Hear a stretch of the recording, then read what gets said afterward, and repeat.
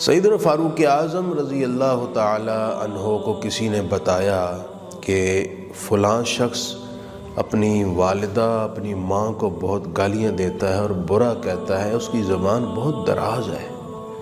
آپ نے اس کو بلوا لیا اور حکم دیا کہ پانی کی ایک مشک بھر کر لائی جائے۔ مشک لائی گئی، فرمایا اس کے پیٹ کے ساتھ باندھ دی جائے۔ اس شخص کو حکم دیا کہ تم نے اس مشک کو اتارنا نہیں ہے، چلنا بھی اسی کے ساتھ ہے، بیٹھنا بھی اسی کے ساتھ ہے، سونا بھی اسی کے ساتھ ہے، کھانا پینا بھی اسی کے ساتھ ہے۔ اگر اس کو اتارا اور مجھے خبر پہنچی تو سخت سزا دوں گا۔ وہ آدمی چلا گیا، بہت مشکل سے ایک دن گزارا۔ اگلے دن آیا، ہاتھ جوڑ لیے، حضور معاف کر دیں، آئندہ ایسی حرکت نہیں کروں گا۔ آپ نے فرمایا کہ اس کے مشک میں سے آدھا پانی کم کر دو۔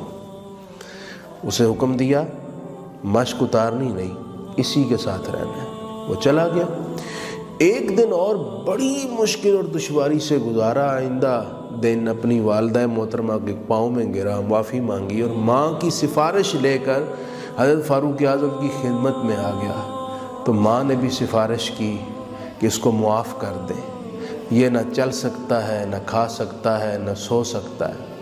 تو حضرت عمر نے اس شخص کو مخاطب کر کے کہا کہ 2 دن تو نے پانی کی مشک اپنے پیٹ کے باہر باندھی، تو ان سے چلا نہیں جا رہا، کھایا نہیں جا رہا، سویا نہیں جا رہا، بیٹھا نہیں جا رہا، اور یہ تیری وہ ماں ہے جس نے تجھے پیٹ کے باہر نہیں اندر رکھا، 2 دن نہیں 9 ماہ تک رکھا، تو اسی کو گالیاں دیتا ہے، اسی کو برا کہتا ہے، اسی کے آگے زبان دراز اور آواز بلند کرتا ہے۔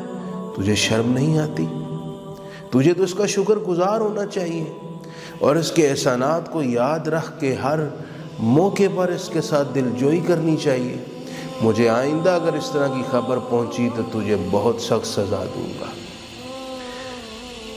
پتہ نہیں کیوں اولادیں یہ باتیں بھول جاتی ہیں اور ماؤں کے احسانات کو نظر انداز کر دیتی ہیں۔ جناب والا، یہ ماں وہ عظیم الشان ہستی ہے کہ جو ناراض ہو جائے تو رب ناراض ہو جاتا ہے، جس کی خدمت اتنا بڑا کار خیر اور اتنا بڑا فرض ہے کہ اولیاء اور انبیاء کرام بھی اس سے مستثنیٰ نہیں ہیں۔